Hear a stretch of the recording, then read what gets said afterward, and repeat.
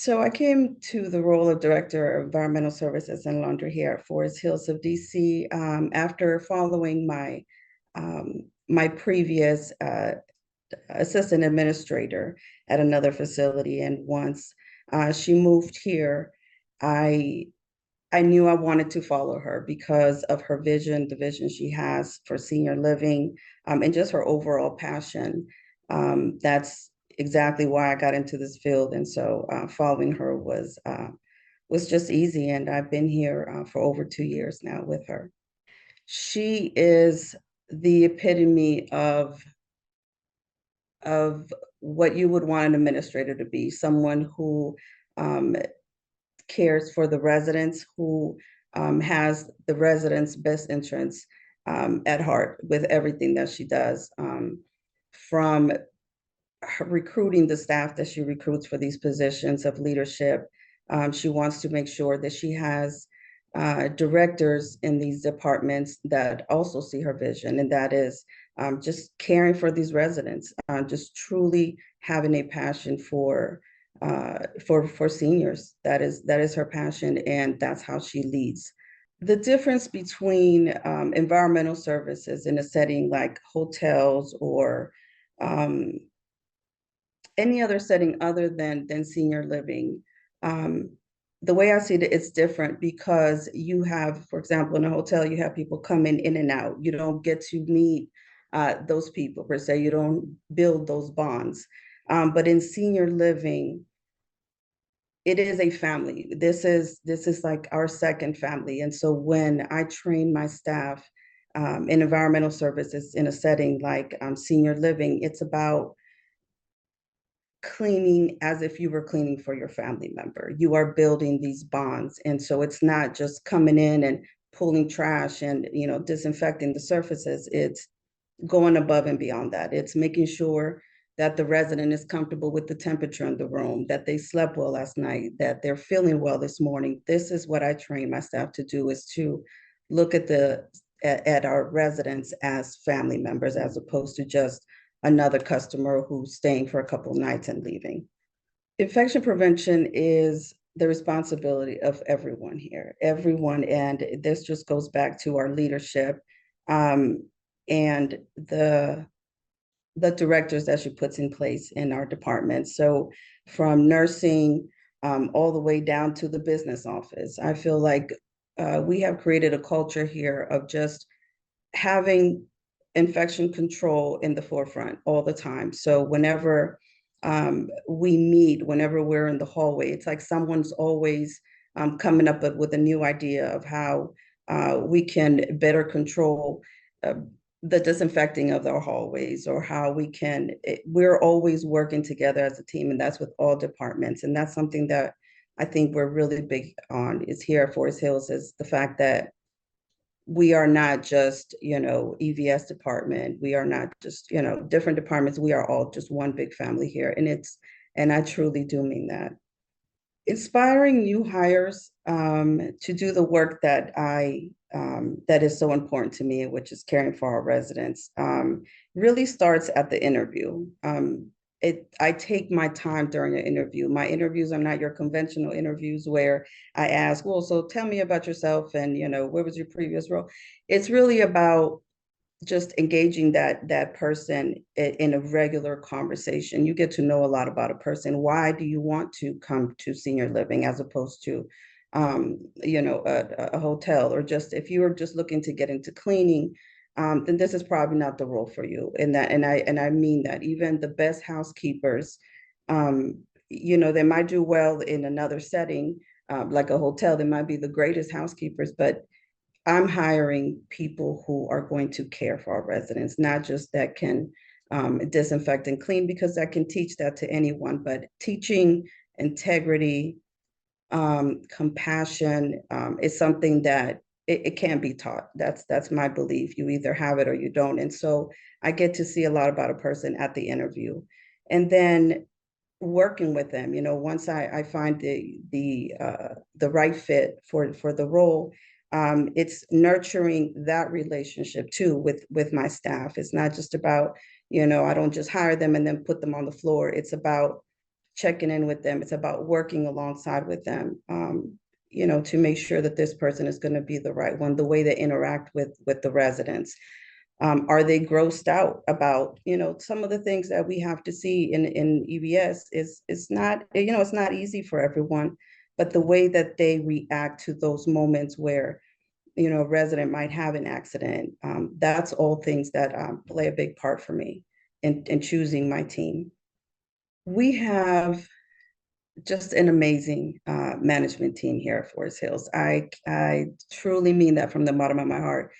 Once we have a morning meeting every morning at 9:30, and during that meeting, uh, we talk about exactly what's going on with everyone's day, what we have planned, and then the moment the meeting is over, we just start meeting with each other. So the first thing I meet with is marketing, so I know exactly who I will be admitting, who will we be discharging. And then we all work together. If it's MDS that needs to get involved, social services, we work together. We really work together as a team to make sure that, whether it's an admission coming in, that they have a smooth transition in or a smooth transition out. It's something that's important to all of us. And anytime when a resident is discharged, it's not just another body that's coming in. We take the time to say goodbye to that resident, to talk about, our time spent here with that resident, and before we bring someone in. So it's also given them that feeling that their stay here was something special to all of us. And I think it's important when they get to hear from all the departments, that, we appreciate your time here. You weren't not just another client, another customer, and you're important to us. So I think it's important that, our team, we just work so well together. During our QAPI, every 3 months, that data is shared with us from our director of nursing, as far as the flu, any other COVID, or whatever is going on. So we are always tracking that, and I meet with my staff every week, and we do go over these numbers, and so that they can see that what we're doing, the high touch point area disinfecting every 2 hours throughout our community, the disinfecting of the rooms, privacy curtains. Everything is on a schedule. Every 2 months, our privacy curtains are taken down and laundered. Every time we have a discharge, they're taken down and laundered. So my staff knows that everything that they're doing is working. That's important for me to just not always be harping on infection control, hand sanitizing, all this, because after a while, people won't listen to just that. They have to be able to see that, yes, it is working. And so, yes, tracking that and making sure that I present that to my staff so that they can see that what they're doing really does affect our community is very important. Yes, I believe it's very important to engage residents and families in anything that we do in our community. We have monthly town hall meetings with our residents here, where we get to really listen to what their needs are, what might be going wrong, what might be going right, and then as a team, we really work together to make sure that those issues are resolved. So our goal is that every month, we come back to these town hall meetings with solutions, with new processes based on the previous one. And so I think our residents here, they know that we really care for them, that it doesn't matter what the department is. They can have a problem with dining, but they know they can come to me and I'll take care of it.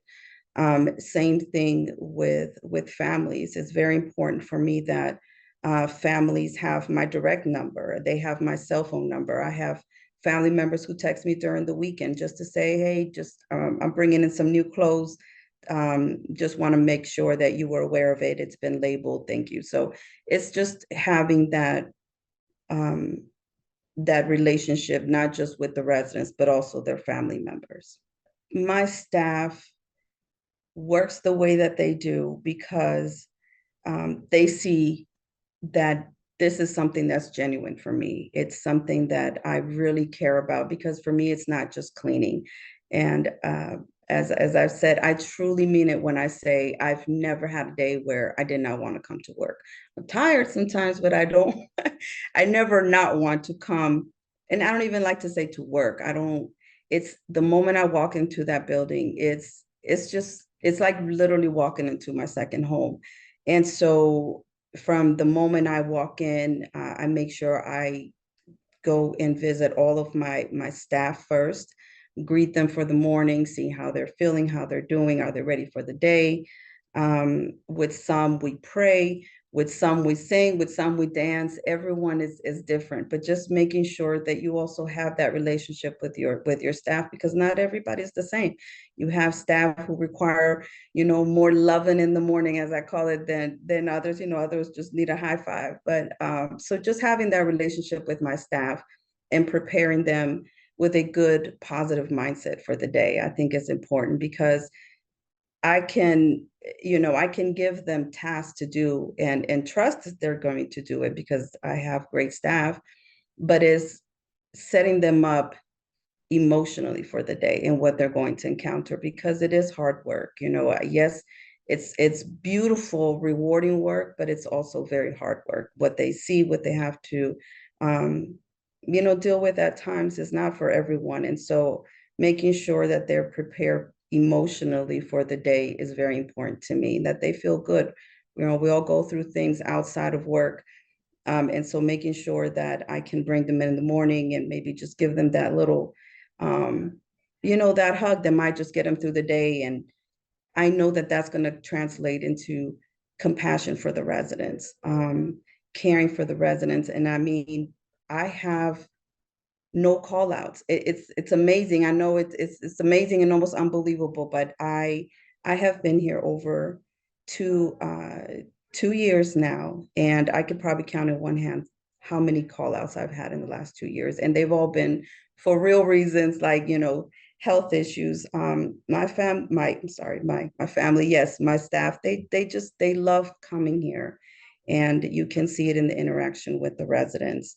EBS and laundry, because it's, to me, it's more than cleaning. To me, it is, as I like to call it, it's an art. It's the art of clean living. And when I say clean living, it's not just a tidy room, with shining stainless steel. To me, it's it's mindfulness. It's doing things with intention.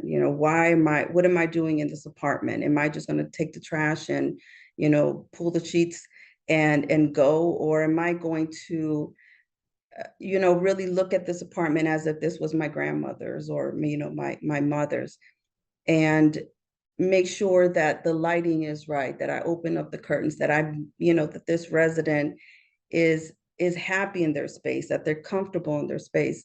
And so for me, it's more than just cleaning. It's about providing an environment where the resident truly feels loved. What I would like to say to people, to anyone, not just about working in a senior living community, is just everything that you do it with intention.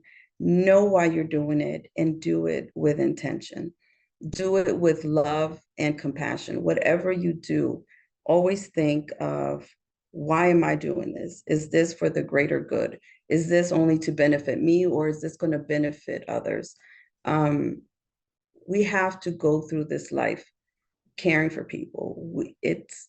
We cannot survive without caring for others. It cannot just be about what's good for us and always looking at how we can get ahead, because there's so much going on in this world that if we just take the time every day just to do something small, if we could just make one person's day, um, then it's worth it to me. During our infection control meeting about 2 months ago, we identified that maybe there was a need for a sanitizing wipe dispenser to be um, more accessible to the CNAs who were using like the medical equipment, like Hoyer lifts and your pressure cuffs. So how can we make this so that it's more accessible? And so we ordered these large stainless steel dispensers with disinfecting wipes that we have now placed on each wing in our healthcare, our healthcare units, with signs that say, this is specific for medical equipment sanitizing. And so the CNAs are finding it so much easier to come right out of that wing, take the medical equipment, sanitize it, and have it ready for the next person.